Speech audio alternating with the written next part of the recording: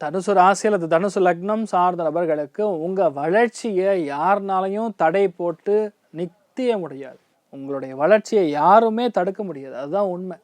ஏன்னா பாக்யஸ்தானத்தில் போய் சந்திரன் உட்கார போகிறான் காலைல 8 மணிக்கு அப்புறம். கண்டிப்பாக நீங்கள் என்ன நினைக்கிறீங்களோ அதுதான் நடக்கும்.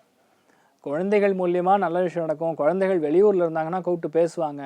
கம்யூனிகேஷனில் பிளாக் ஏற்பட்டுருந்தால் அந்த டவர் வேலை செய்ய ஆரம்பிச்சிடும்.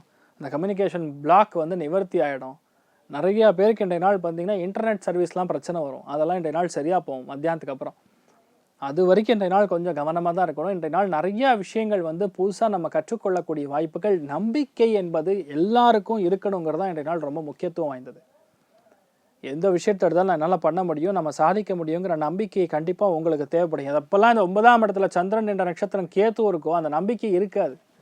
நடந்தால் நடக்கட்டும், நடக்கலைனாலும் பரவாயில்ல அப்படிங்கிற எண்ணம் இருக்கக்கூடாது. எதுவாக இருந்தாலும் நான் முடிச்சே தீருவேங்கிற முயற்சி இருக்கணும். இன்றைய நாள் அந்தளவுக்கு பெரிய ஏற்றத்தை கொடுக்கக்கூடிய அற்புதமான நாளாக இருக்கப்படுது. நீங்கள் வழிபாடு செய்ய வேண்டிய தெய்வம் உச்சிஷ்ட மகா கணபதி வழிபாடு ஏற்றத்தை கொடுப்பார். ராசி நிறம் பிங்க் நிறம்.